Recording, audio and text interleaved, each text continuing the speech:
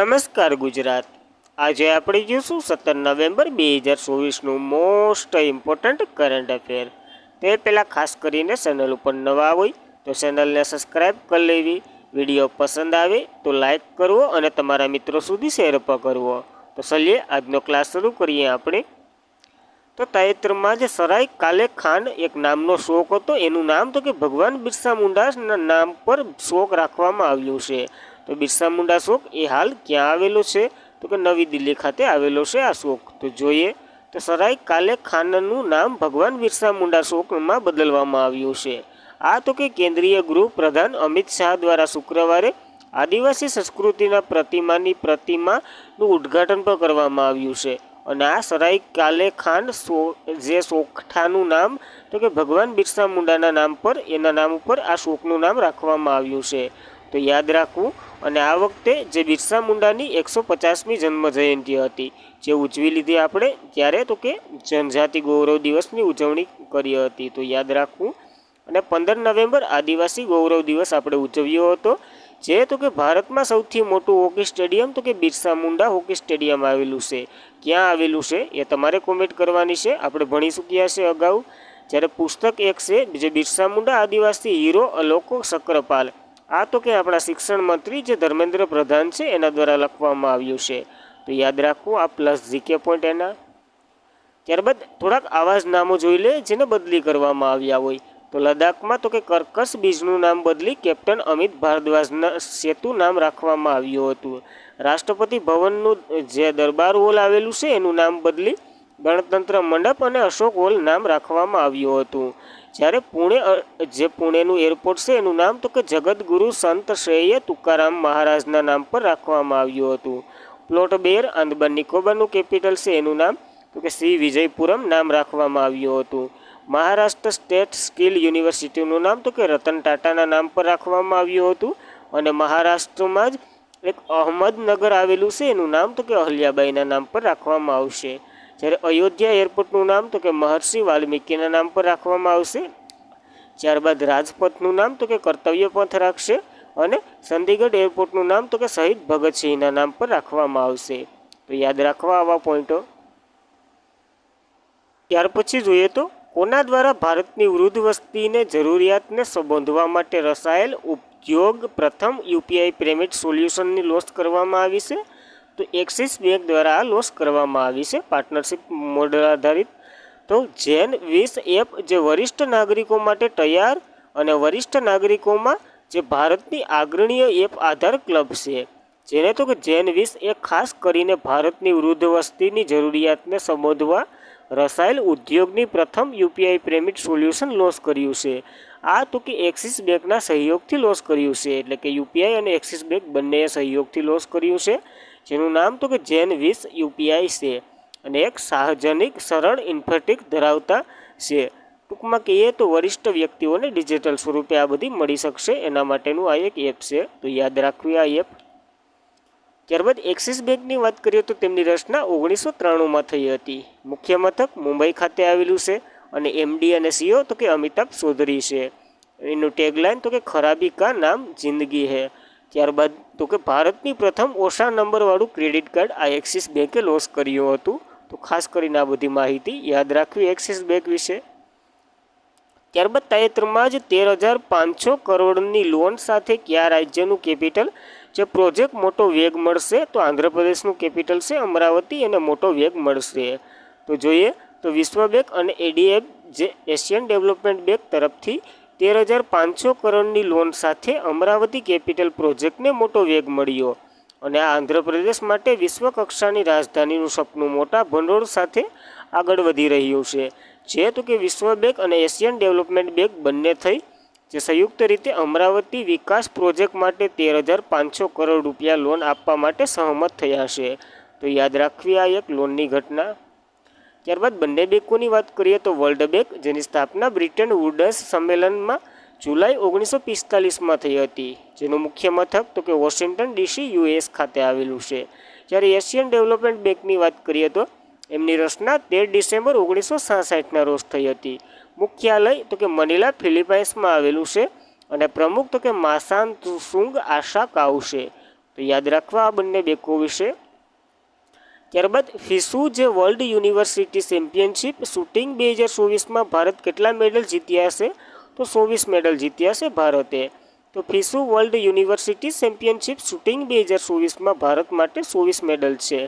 જેમાં જોઈએ તો ભારતીય શૂટરોએ 2024માં ફિસુ વર્લ્ડ યુનિવર્સિટી ચેમ્પિયનશિપ જે શૂટિંગમાં 9 ગોલ્ડ 9 સિલ્વર અને 6 બ્રોન્ઝ સહિત કુલ 24 મેડલો જીત્યા છે. તો યાદ રાખવો આંકડો. અને ફિસુ જે વર્લ્ડ યુનિવર્સિટી ચેમ્પિયનશિપ 2024ની વાત કરીએ તો આયોજન 9થી 13 નવેમ્બર 2024 દરમિયાન નવી દિલ્હીના એક સ્ટેડિયમ ખાતે થયું હતું. અને આનું આયોજન તો કે ઇન્ટરનેશનલ યુનિવર્સિટી સ્પોર્ટ ફેડરેશન દ્વારા કરવામાં આવ્યું હતું. જેનું ટૂંકું નામ તો કે ફિસુ છે, જે તો કે ફ્રેશનું ટૂંકાક્ષર નામ છે. અને માસ્કોટ તો કે ટ્રોંક હતો, એટલે કે એક પ્રકારનો હાથી હતો. અને આમાં જે હાઇલાઇટ છે એ જોઈએ તો ઐશ્વર્યા પ્રતાપ સિંહ તોમર અને પલક ગુલિયા 4 મેડલો જીત્યા છે અને ભારતની સૌથી સફળ શૂટર હતા આ બંને. તો યાદ રાખવા. અને ભારત માટે વ્યક્તિગત ઇવેન્ટમાં એકમાત્ર ગોલ્ડ મેડલ સ્કિલ ઇવેન્ટમાં ભગતસિંહ ગિલે જીત્યો છે. આ બંને હાઇલાઇટમાં છે, કારણ કે પ્રથમ વખત અને 4 મેડલો આવ્યા છે. તો જોઈએ જો બધા ગોલ્ડની વાત કરી લઈએ તો ભગતદેવ સિંહ ગિલ જે મેક્સ સ્ટિંગમાં સોનું જીત્યું એટલે કે ગોલ્ડ જીત્યો. આકાશ ભારદ્વાજ, અમિત શર્મા અને રાણા એટલે કે સમ્રાટ રાણા વગેરે પિસ્તોલમાં સોનું એટલે કે ગોલ્ડ જીત્યો. પલક ગુલિયા સેમન્યા આ કંઈ યાદ ન રાખો તો હાલશે. ખાલી ઓલી મેં તમને હાઇલાઇટ 2 ક્વેશ્ચનો કરાવ્યા એ પાછા રિપીટ કરી દઉં, એ યાદ રાખજો. જોકે ઐશ્વર્યા પ્રતાપસિંહ તોમર અને પલક ગુલિયા 4 મેડલો જીત્યા છે, જે ભારતના સૌથી સફળ શૂટરોમાં હતા. અને ભારતમાં વ્યક્તિગત ઇવેન્ટમાં એકમાત્ર ગોલ્ડ મેડલ સ્કિલ ઇવેન્ટમાં ભગતદેવ સિંહ ગિલે જીત્યો છે. તો ખાસ કરીને આ બંને યાદ રાખજો. આ કંઈ મેડલ ગોખવા બેહતા નહીં, નકર પાગલ થઈ જશો. ત્યારબાદ ઇન્ટરનેશનલ યુનિવર્સિટી સ્પોર્ટ ફેડરેશનની વાત કરીએ તો તેમની રચના 1949માં થઈ હતી. આ તો કે યુનિવર્સિટી ઓલ રોન્જ સ્વિટ્ઝરલેન્ડમાં આવેલું છે આનું હેડક્વાર્ટર. અને સભ્ય દેશ તો કે 166 જે નેશનલ યુનિવર્સિટી સ્પોર્ટ ફેડરેશનના સભ્ય છે. અને પ્રમુખ તો કે લિયોન્ડલ એડલ છે. તો ખાસ કરીને એટલી માહિતી યાદ રાખવી. ત્યારબાદ કઈ રાજ્ય સરકારે સાપના ડંખને સૂચિત રોગ જાહેર કર્યો છે? એટલે કે જો સાપનો ડંખ કરડે તો તમને રોગ તરીકે માન્યતા આપી છે. તો તમિલનાડુ સરકારે આ કર્યું છે. તો યાદ રાખવું. તો તમિલનાડુ સરકારે સાપના ડંખને સૂચિત રોગ જાહેર કર્યો છે. અને તમિલનાડુ સરકારે જાહેરાત કરી હતી કે જો સાપ કરડવા તે તમિલનાડુમાં જાહેર આરોગ્ય અધિનિયમ 1939 હેઠળ સૂચિત રોગ તરીકે જાહેર કરવામાં આવશે. તો ખાસ કરીને યાદ રાખવું. આ પહેલાં તો કે કર્ણાટકે આવું કરી ચૂક્યો છે. ત્યારબાદ બીજું રાજ્ય બન્યું છે તમિલનાડુ. તો પ્રથમ કર્ણાટક હતું, બીજું તમિલનાડુ બન્યું છે. તો યાદ રાખવું. ત્યારબાદ તમિલનાડુની વાત કરીએ તો કેપિટલ ચેન્નાઈ છે. સીએમ તો કે MK સ્ટાલિન છે. અને રાજ્ય પ્રાણી તો કે એટલે કે રાજ્યપાલ તો કે RN રવિ છે. તો ખાસ કરીને યાદ રાખવું એટલું તમિલનાડુ વિશે. ત્યારબાદની માહિતી લઈએ તો ડૉક્ટર S જયશંકરે કયા સિમ્બાનિયાઓ ઇન્ટરનેશનલ યુનિવર્સિટીને પ્રથમ ઓવરસીઝન કેમ્પસનું ઉદ્ઘાટન કર્યું છે? તો દુબઈ ખાતે કર્યું છે આ ઉદ્ઘાટન. તો પહેલાં તો સિમ્બાનિયા યુનિવર્સિટી ક્યાં આવેલી છે? તો કે પુણેની છે, એટલે કે ભારતીય મૂળની છે. એમાં તો કે ડૉક્ટર S જયશંકરે જે દુબઈમાં સિમ્બાનિયોન્સી ઇન્ટરનેશનલ યુનિવર્સિટીનું પ્રથમ ઓવરસીઝન કેમ્પસનું ઉદ્ઘાટન કર્યું છે. તો ખાસ યાદ રાખવું. અને આ તો કે વિદેશ મંત્રી ડૉક્ટર S જયશંકર જે દુબઈમાં નોલેજ પાર્ક ખાતે સિમ્બાનિયોન્સિસ ઇન્ટરનેશનલ યુનિવર્સિટીની પ્રથમ વિદેશી કેમ્પસનું ઉદ્ઘાટન કરી અને અધ્યક્ષતા કરી હતી. જે તો કે ભારત અને UAEના સંબંધોને એક મહત્વપૂર્ણ સીમાસીન રૂપ સમારોહ હતો. અને એમાં જ આવું કરવામાં આવ્યું છે. તો યાદ રાખવી આ યુનિવર્સિટી. ત્યારબાદ થોડીક આવી ચર્ચામાં રહેલી યુનિવર્સિટીઓ જોઈ લઈએ તો IIT મદ્રાસે ભારતની બહાર પ્રથમ કેમ્પસ એજોબાર તાંજાનિયામાં ખુલ્યું હતું. અને વિદેશમાં IIT મદ્રાસે પ્રથમ સંશોધન અને નવીનતમ કેન્દ્ર સ્થાપિત કર્યું હતું UAEમાં. જ્યારે ભારતની બહાર IIT દિલ્હીનું પ્રથમ કેમ્પસ અબુધાબીમાં ખુલ્લું મૂકવામાં આવ્યું હતું. તો યાદ રાખવું. ત્યારબાદ આવું અબુધાબીમાં થયું છે. તો અબુધાબી વિશે વાત કરી લઈએ. સલણ તો કે દિહરામ છે. કેપિટલ અબુધાબી છે. પ્રમુખ તો કે મોહમ્મદ બિન ઝાયદ અલ નાહયાન છે. અને PM તો કે શેખ મોહમ્મદ બિન રાશિદ અલ મકતુમ છે. તો ખાસ કરીને આ માહિતી યાદ રાખવી. ત્યારબાદ નાગલી એ કિથોર કયા રાજ્યની પ્રથમ તમાકુ મુક્ત ગ્રામ પંચાયત જાહેર થઈ છે? તો ઉત્તર પ્રદેશના મેરઠ બ્લોકની એટલે કે મેરઠ જિલ્લાની એક પંચાયત છે જે પ્રથમ તમાકુ મુક્ત ગ્રામ પંચાયત તરીકે જાહેર થઈ છે. તો યાદ રાખવી. તો રાષ્ટ્રીય તમાકુ નિયંત્રણ કાર્યક્રમના તમામ એટલે કે તમાકુ મુક્ત યુવા અભિયાન અંતર્ગત માછર બ્લોક જે નાગલી કિથોર ગામને ગુરુવારે જિલ્લાના વહીવટી તંત્ર દ્વારા રાજ્યની પ્રથમ તમાકુ મુક્ત ગ્રામ પંચાયત તરીકે જાહેર કરવામાં આવી છે. તો ખાલી એટલું જ હતું. આ તો કે ઉત્તર પ્રદેશનું એક બ્લોકનું એટલે કે માર્ચા બ્લોકનું એક એક ગામ છે. તો યાદ રાખવું. ત્યારબાદ થોડાક આવા જ ગામો સરસા માર્યા હતા. તો જોઈએ એના વિશે. તો ભારતનું પ્રથમ સંશોધિત બાયો વિલેજ રાજ્ય બન્યું હતું ત્રિપુરા. દેશનું પ્રથમ ગામ બન્યું હતું માના ગામ જે ઉત્તરાખંડમાં આવેલું છે. અને દેશની પ્રથમ કાર્બન ન્યુટ્રલ પંચાયત બની હતી જમ્મુ કાશ્મીરની જે પલ્લી ગામ બન્યું હતું. અને દેશનું પ્રથમ 24x7 સૌર ઉર્જાથી ચાલતું ગામ તો કે ગુજરાતનું મોઢેરા બન્યું હતું. અને દરેક ઘરમાં આરઓનું પાણી પૂરું પાડવા ઉત્તર પ્રદેશનું પ્રથમ ગામ બન્યું હતું ભરતોલ. જ્યારે દેશનું પ્રથમ સેનેટરી નેપચ્યુલ મુક્ત ગામ બન્યું હતું કેરળનું કુંબુલાંગી ગામ. જ્યારે જમ્મુ અને કાશ્મીરનું પ્રથમ દૂધ ગામ જમ્મુ અને કાશ્મીર ઝેરી ગામ બન્યું હતું. અને દેશની પહેલી જિલ્લા જેમાં દરેક ગામમાં પુસ્તકાલયો હોય તેવું ઝારખંડનું જામતારા બન્યું હતું. ફેસાંગ ગામ જે કાર્બન પ્રોટેક્ટિવ ટોળગાળા પાણી માટે મણિપુરનું પ્રથમ ગામ બન્યું હતું. અને ગુજરાતના કુનરિયા ગામ ખાતે બાલિકા પંચાયત સફળતાપૂર્વક સરળ રીતે સંગઠન કરાયું હતું. અને મહારાષ્ટ્રનું મહાબળેશ્વરનું માનગઢ ગામ દેશનું પ્રથમ મધ ગામ બન્યું હતું. તો ખાસ કરીને આ વિવિધ ગામો પણ આની સાથે યાદ રાખવા. ત્યારબાદ વૈશ્વિક સ્થિરતા પુરસ્કાર જીતનાર ભારતનું પ્રથમ શહેર કયું બન્યું છે? તો તિરુવનંતપુરમ બન્યું છે જે કેપિટલ કેરળનું છે. તો વૈશ્વિક સ્થિરતા પુરસ્કાર જીતનાર તિરુવનંતપુરમ જે ભારતનું પહેલું શહેર બન્યું છે. તો યાદ રાખવું. ટોટલ 5 શહેરોના પુરસ્કાર આપવામાં આવ્યો છે જેમાં ભારતનું એક શહેર સમાવેશ છે તિરુવનંતપુરમ જે કેરળમાં આવેલું છે. તો યાદ રાખવું. અને તિરુવનંતપુરમ ટકાઉ વિકાસ માટે યુએસ એવોર્ડ જીતનાર પ્રથમ ભારતનું શહેર બન્યું છે. અને આ શહેર તો કે યુએન અને શાંઘાઈ જે વૈશ્વિક પુરસ્કાર મેળવ્યો છે આપનાર તો કે યુએન આવાસ અને શાંઘાઈ મ્યુનિસિપાલિટી દ્વારા આ બંને દ્વારા પુરસ્કારો અપાયા છે. તો યાદ રાખવા. તો આ એક તિરુવનંતપુરમ તો આવ્યું. તો બીજા 4 પર જોઈ લઈએ કયા કયા છે એ. તો દોહા કતારનું છે. મેલબોર્ન તો કે ઓસ્ટ્રેલિયાનું જે કેપિટલ છે એ છે. આગાદીર જે મેક્સિકોનું છે મોરેકોનું છે.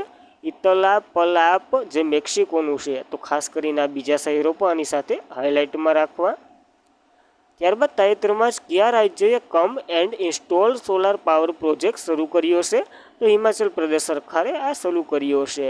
તો come and install solar power પ્રોજેક્ટની વાત કરીએ તો હિમાચલ પ્રદેશનું મુખ્ય પ્રધાન સુખવીરસિંહ સુખુએ જણાવ્યું હતું કે તેમની સરકાર રાજ્યમાં સૌર ઉર્જાને પ્રોજેક્ટને જે પ્રોત્સાહન આપવા માટે come and to install solar power project પહેલ પર કામ કરી રહી છે. અને આ લોન્ચ કરી દીધો છે જે Himachal Pradesh state electric board limited અને ઉર્જા અને વિભાગ અધિકારીઓ સાથેની બેઠક અધ્યક્ષતા કરી અને મુખ્યમંત્રીએ આવું જણાવ્યું અને આને લોન્ચ કરી દીધો છે. તો યાદ રાખવો. ત્યારબાદ આ પહેલનો ઉદ્દેશ્ય તો કે રાજ્યમાં જે ખાનગી ક્ષેત્રમાં જે સૌર ઉર્જા પ્રોજેક્ટને સ્થાપવા અને યુવાનો અને ઉદ્યોગ સાહસિકોને પ્રોત્સાહન કરવાનો છે. ત્યારબાદ તો કે હિમાચલ પ્રદેશની વાત કરીએ તો કેપિટલ શિમલા છે અને બીજી છે ધર્મશાલા. તો યાદ રાખવી. અને સીએમ તો કે સુખવીરસિંહ સુખુ છે. જ્યારે ગવર્નર તો કે શિવ પ્રતાપ શુક્લા છે. તો યાદ રાખવી એટલી હિમાચલ પ્રદેશ વિશે માહિતી. ત્યારબાદ કોણ તો કે નવી દિલ્હીમાં ફર્સ્ટ બોડોલેન્ડ મહોત્સવનું ઉદ્ઘાટન કરશે? તો આપણા વડાપ્રધાન પીએમ મોદી આનું ઉદ્ઘાટન કરશે. પહેલો છે તો યાદ જ રાખવો. તો પ્રધાનમંત્રી શ્રી નરેન્દ્ર મોદી 15મી નવેમ્બર SAI એટલે કે ઇન્દિરા ગાંધી સ્પોર્ટ કોમ્પ્લેક્સ આવેલું છે નવી દિલ્હીમાં ત્યાં 15મી નવેમ્બરના રોજ જેટલા વાગ્યા હોય એટલા વાગ્યે ફર્સ્ટ બોડોલેન્ડ મહોત્સવનું ઉદ્ઘાટન કરશે. અને આ બોડોલેન્ડ તો કે અસમની એક જનજાતિનું નામ પડશે. તો યાદ રાખવું. અને આની થીમ તો કે સમૃદ્ધ ભારત માટે શાંતિ અને સ્વાધીનતા. તો ખાસ કરીને આ માહિતી યાદ રાખવી. પ્રથમ છે એટલા માટે. ત્યારબાદ આવું જ થોડુંક જોઈ લઈએ તો કે ઇન્ટરનેશનલ સોલાર એલાયન્સ દ્વારા પ્રથમ ઇન્ટરનેશનલ સોલાર ફેસ્ટિવલનું આયોજન કરવામાં આવ્યું હતું નવી દિલ્હી ખાતે. પૂર્વોત્તર રાજ્યમાં સિકંદરાબાદ તેલંગાણા પર ધ્યાન કેન્દ્રિત કરવા પ્રથમ ભારતીય કલા ઉત્સવનું ઉદ્ઘાટન થયું હતું. રાષ્ટ્રપતિએ કર્યું હતું. મધ્યપ્રદેશ મહેવરીમાં 50મો ઉસ્તાદ અલાઉદ્દીન ખાન મહોત્સવ 2024 યોજાયો હતો. આ એક સંગીત ઉત્સવ છે. જલ જાગર ઉત્સવ છત્તીસગઢમાં યોજાયો હતો. કર્મપૂંજા ઉત્સવ યોજાયો હતો છત્તીસગઢમાં જ. અલાઈ બલાઈ ફેસ્ટિવલ તેલંગાણામાં યોજાયો હતો. લાલ લાઈમા ફેસ્ટિવલ મણિપુરમાં. કટી બિહુ ઉત્સવ આસામમાં યોજાયો હતો. ત્યારબાદ ફ્લાઇંગ ફેસ્ટિવલ હિમાચલ પ્રદેશમાં અને મેરાહો સોંગબા ઉત્સવ મણિપુરમાં યોજાયો હતો. તો ખાસ કરીને આ ઉત્સવો પણ યાદ રાખવાની સાથે. તો મિત્રો આજના માટે એટલું જ હતું. ખાસ કરીને જો વિડીયો પસંદ આવે તો લાઈક કરવો, તમારા મિત્રોને શેર કરવો અને વધુમાં વધુ ચેનલને સજેસ્ટ કરવી. સબસ્ક્રાઈબ ન કરી હોય તો સબસ્ક્રાઈબ પણ કરી લેવી. Thank you for watching this video. જય હિન્દ, જય ભારત.